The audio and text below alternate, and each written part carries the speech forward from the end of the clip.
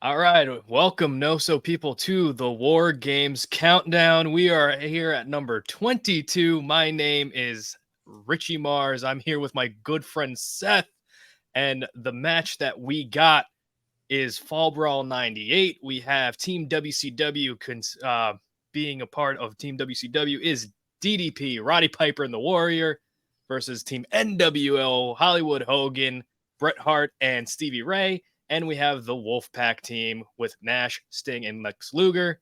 And the rating for this match across all these different sources and sites, we have Cage Match. It has a rating of a 1.6. Meltzer gave it -4 stars. Chad's rating is a 2.5. And Chad and JT's tier list from the NoSo channel. This match came in 12th place. Seth, you chose this match. I did. And it seemed like a great idea at the time. It did. It has a lot of star power. I mean, it does. It does. So you were watching very consistently during this time. Mm-hmm. What was the build to this match, to your recollection? You had the NWO had split, so you had right. So you went from NWO to now NWO Hollywood versus NWO Wolfpack, and you still had the Pipers and the DDPs of the world feuding with them, and that kind of brought us here. Adding the fact, we have total chaos and we got war games. Now, the War Games concept at this point, it was always 2-on-2, like 2 teams, right? Pretty much. This is the first time that they did the 3-team structure of 3 guys per team. What did you think about the teams that were built during this time? Did they make sense? Do you think they were kind of like jumping the shark a little bit? And it goes back to why I chose this match for us to do. I mean, star power wise, the teams were pretty good. I mean, you have Hall of Famers galore in this match. Absolutely, yeah. I mean, DDP, Piper, the Ultimate Warrior, although going by Warrior at this point, right? You got Sting, you got Luger, you got Kevin Nash, you got Hulk Hogan, you got Bret the Hitman Hart. I mean, you have some of the greatest, faces of that generation all in one match. So, I mean, on paper, we got a great setup here. One of the best. This could be one of the best war games of all time. And the expectations were high, and so when I went on to the Peacock and I watched this match back, I was like, all right, here we go. It's gonna be fine. We have tremendous talents. Legitimately, everybody here, Hall of Famers. Yes. And then it fell apart. I mean, you even had complete with the big fight feel with Michael Buffer doing the announcing. Yeah, and also with DDP and Bret Hart starting with the War Games music coming in. And the vibe was good. It felt like a big fight kind of feel. Sure did. But what was confusing about it was it wasn't really fully explained what the rules are. Because, War Games is usually, once everybody's in, that's when pinfall submissions can occur. Correct. But they made it quite clear that the match could end at any time, even before all 9 men get in. Right. Which was very confusing. And not only that, the winner who got the pinfall or submission would get a shot at Goldberg's WCW Heavyweight Championship at Halloween Havoc. Correct. But another caveat is, even though we have teams, Team WCW, Team NWO, and Team Wolfpack, it was every man for himself. And to me, I mean, I didn't even realize that until Piper comes in and nails DDP. That's what the announcer said. I was watching that, and Piper comes in. He comes in like a madman. He just runs right into the War Games cage. And I was like, oh, this is awesome. Piper immediately just decks DDP right in the face. And I'm just like, what's happening? And the announce team, Tony Schiavone, is like, oh yeah, by the way, it's they don't want to let the other one win. Yeah, it's everyone for himself, even though they're on teams. So I'm just like, oh my goodness. So now we have an individual War Games in a way, because it's every man for himself, but they're still on teams. But I guess it's because the winner gets the title match. they're kind of throwing the whole every man for themselves into this. Yes, and let's talk about some of the highlights of the match Okay. because there were There were a couple. there were a couple. Yeah. Sting, when he got in, if I want to say something positive about this Mhm. War Games match, at least, got a tremendous ovation. Sting, tremendous ovation, and he looks phenomenal. Yeah, and what did you think Sting and the Wolfpack worked? So I never really understood Sting and Luger in the Wolfpack, to be perfectly honest with you, being that they Mhm, were, so anti NWO to begin with, mhm, and then they just all of a sudden, Nash. It's like Nash has the falling out with NWO Hollywood, from what I remember, mhm, and all of a sudden it's almost like, all right, who wants to be my partners now? And then along comes Sting and Luger to join, the Wolfpack. mhm. Um, I mean, you took Sting from Crow Sting to Red Face Sting. You know, again, I I mean, watching this now, just like I watched it then too. I mean, I don't really consider the Wolfpack to really be NWO. I mean, they were fan favorites. Mhm. So if anything, it's like they're NWO in name only. Yeah. So when you look at it like that, I thought the three of them work. I mean, three of the top guys. Nash needs partners. Why not take the two best of WCW, Sting and Luger at the time? And Luger Yeah. looked phenomenal as well. And another thing, Bret Hart, he was never really an official member, to my knowledge, of NWO Hollywood. Not yet. So Yeah, not yet. yeah, yeah. So did it really make sense for him to be in the No, NWO? no. I mean, so this is the fall of '98. So we're about a year removed from the Montreal screw job. All Mhm, right. If I remember correctly, a month after the screw job, by December of '97, he was in WCW, but it was never really clear whether he was part of the NWO or not. And then all of a sudden he was, you know. But I don't think from what I remember, and again, correct me if I'm wrong, Richie, but mhm. I don't remember Bret Hart being almost an official member until they did the NWO 2000, Yeah, I believe that's right? correct. Yeah. Because up until then, he almost seemed to just be, more on his own, Mhm. but with no real allegiances, to WCW or the NWO.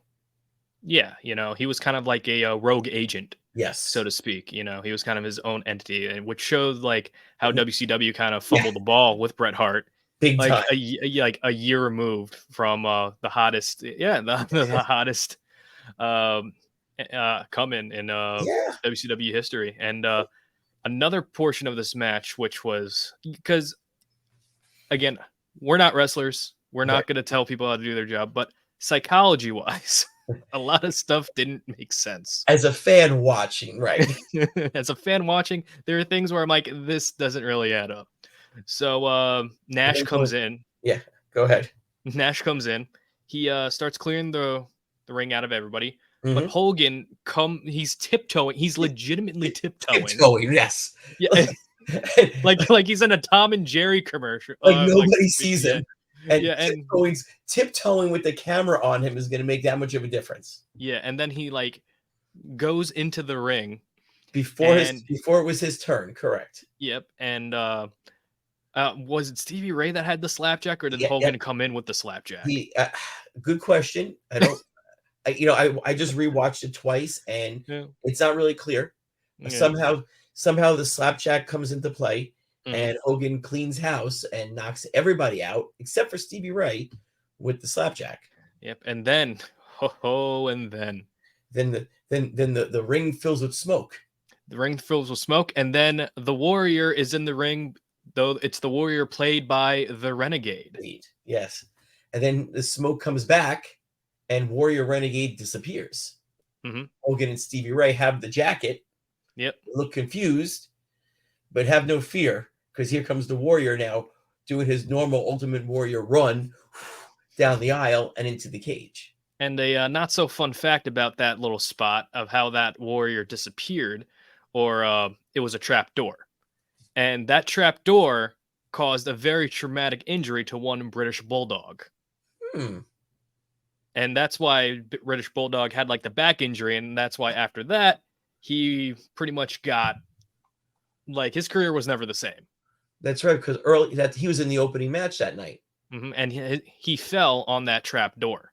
Hmm. So That's right. I do remember that. Just and It was the comedy of errors don't end there, because when Warrior comes in, Warrior is like cleaning house. yes. He's going Mhm. after Hogan, and Hogan is so terrified, even though there's a shot at the WCW Championship on the line, He leaves. escapes. Yes, he escapes the ring, which you're not supposed to be able to get out of in a War Games match. Yeah, it's supposed to He be locked. Well, he wasn't. He gets out of the cage, and then he gets help from the disciple, aka Brutus Beefcake, pulls him out of the ring. Then they lock the cage because apparently the lock was there, it just hadn't been locked yet. Mhm. They lock the cage to keep all the other guys in so they can fight for the championship match. Hogan could leave. He won't have to face the Warrior. But don't worry, because the Warrior doesn't really care about this title match either. The Warrior then circles the ring a few times before kicking the fence off the ring, escaping the cage, chasing Hogan up the aisle, And and brawling then with him. and then out of nowhere, security comes. There's at least in my vantage like 15, 20 security guards. And I'm just like, why are they here? This is a match. It's like Let they them barely fight. touched each other. Yeah. And the comedy of errors don't end there, because when Warrior was exiting the cage, right? So the Mhm. visual is he's on like the top of the cage. There's like a Yes. top of the cage. He's holding onto it and he's Holding it, kicking. He's kicking. kicking it. And as he's coming out, the Warrior actually tears his bicep. Yes. He tears his bicep going out of the cage. So now you have all this comedy of errors. You have Hogan and the disciple leaving. You have Warrior going insane. But now everyone's pretty much groggy from getting hit with the Yes. slapjack. So, And right. So Stevie Ray has Slapjack in hand. Mhm. DDP is coming towards him. Bret Hart is behind DDP. Mhm. DDP takes the Slapjack, swings wildly. DDP ducks, Yeah. Yeah, and Stevie Ray goes for it, and the spot is supposed to be Stevie Ray is going to hit Bret Hart with a yes, slapjack, it but didn't even look like he hit anybody. it almost looked like he hit DDP with it, Yes. and DDP, and they had to sell it like Bret got hit, Yeah. and Bret Yeah. is and Bret knows like this doesn't look good at all. No. DDP hits the diamond cutter on Stevie Ray, 1, 2, 3, and Bret, even though he's supposed to be hit with a slapjack, tries to break up the pin Yeah. at the end, but DDP and Team WCW wins, even though this is a singles Yes. team match. And then DDP will go on to his championship match, the infamous one with Goldberg at Halloween Havoc. Which is probably the best part about this match, is that there's going to be a tremendously better match than this one Yes. here tonight. And this match went on for a little bit over 20 minutes. Yeah, I think it was when I was watching, it Yeah. was like about 20 minutes. Yeah, and honestly, I would say this match flew by, but it's like not a lot happened. No, most of the match is just you had the beginning of the match with DDP and Bret Hart, and they're probably their part of the match was probably the longest. Mhm. Because then they have guys coming in every 2 minutes. And it's not like set like team intervals, it's it's like random. it's really random. So it doesn't have to be WCW, NWO, Wolfpacks. Correct. Sometimes it could be WCW, Wolfpack, and It NWO. was, Yeah. let's see. Yeah, so you had DDP and Bret Hart start. So you had WCW and Hollywood. Mhm. Then you had Stevie Ray, so that's Hollywood. Sting, Wolfpack. Piper, WCW. Luger, Wolfpack. Nash, Wolfpack. Hogan, Hollywood. Warrior, WCW. Yeah, so this match is the epitome of this doesn't make sense. But when you have a hot product like WCW was at the time, even though it was like kind of It worked. dipping down in quality, people would buy into it no matter what. People bought into it, and it served its purpose, I guess, in the end, because I guess the end goal was to get DDP into Halloween Havoc with Goldberg. A little bit of double-edged sword, because we also got the Hogan Warrior match at Halloween Havoc. True. So and give and take.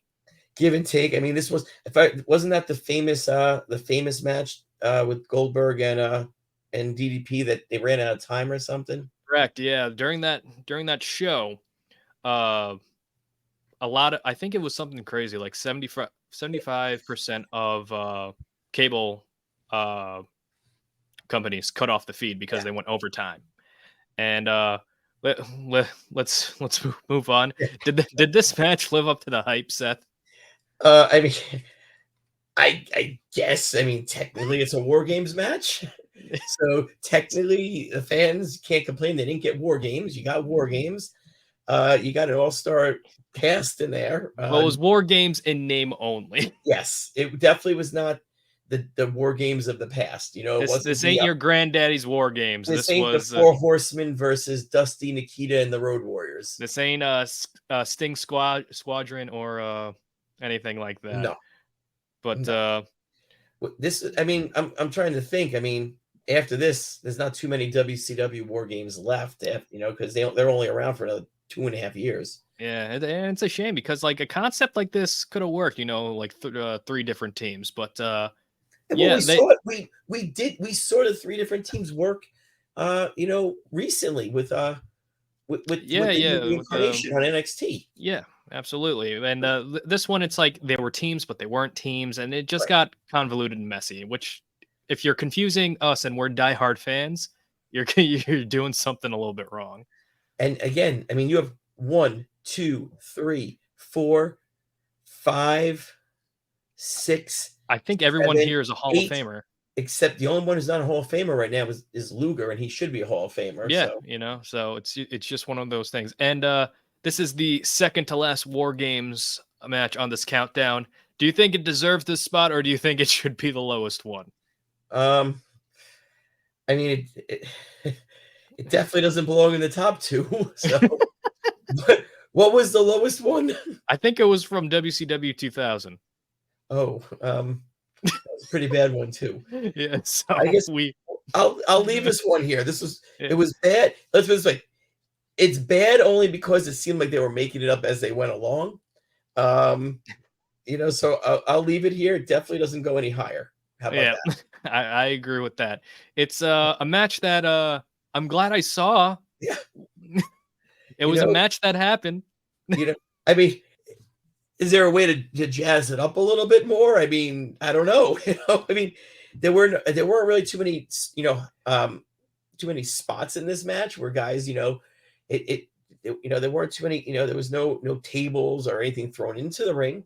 It was a lot of punching and kicking. A lot of punching and kicking and, you know, throwing guys into the cage and using the cage as a weapon. Yeah.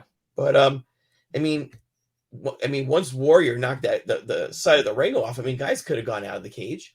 Yeah, they could have fought on the floor. They could have got more stuff from under the ring. There's so much they could have done.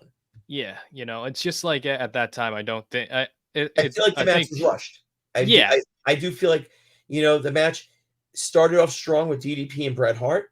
You know, and there's once Nash came in and Hogan, you know, snuck in behind him, it went downhill from that point. I gotta give credit to Nash because he had like 3 moves and then he was done for the night. And then he was knocked out with the slapjack.